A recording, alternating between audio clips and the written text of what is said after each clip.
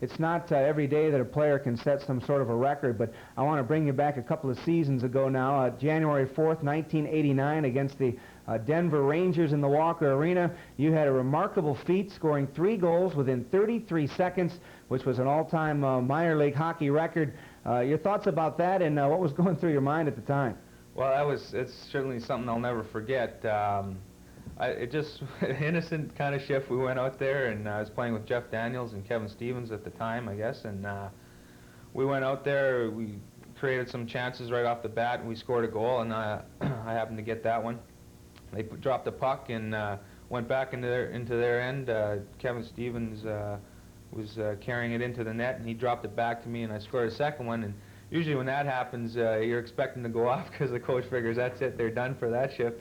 But BJ left us out there, and so happened we got back into their end again, and the puck turned over, and I shot it at the net, and the third one went in, and I was like, I didn't think it was a record at the time. I never even thought about it, but I came off the ice, and the guys started saying, yeah, I think that might be a record, or what is the record, and they finally announced it a little later that it was a record, so it's certainly something that I'm going to remember for the rest of my days, and something that I can be proud of, I guess.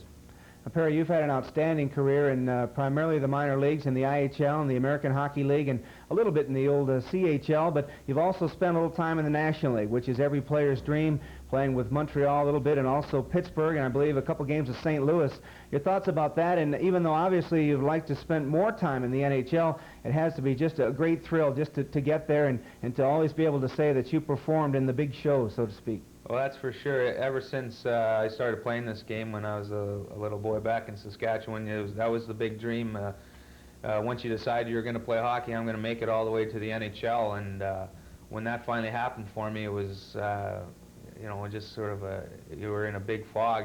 That first game, you sat there, you put on the NHL jersey, and you went out on the ice, and it was really happening. It was definitely one of the biggest thrills of my career, and something I won't forget. And like I say, I've played for St. Louis. I've played a couple games with Pitt, and I played a game with Montreal. Playing in the Montreal Forum was a big thrill, and just being around, that kind of atmosphere was something that, like I said, I've worked for all through my playing days, and to have that come true for me, it was a big thrill. In addition to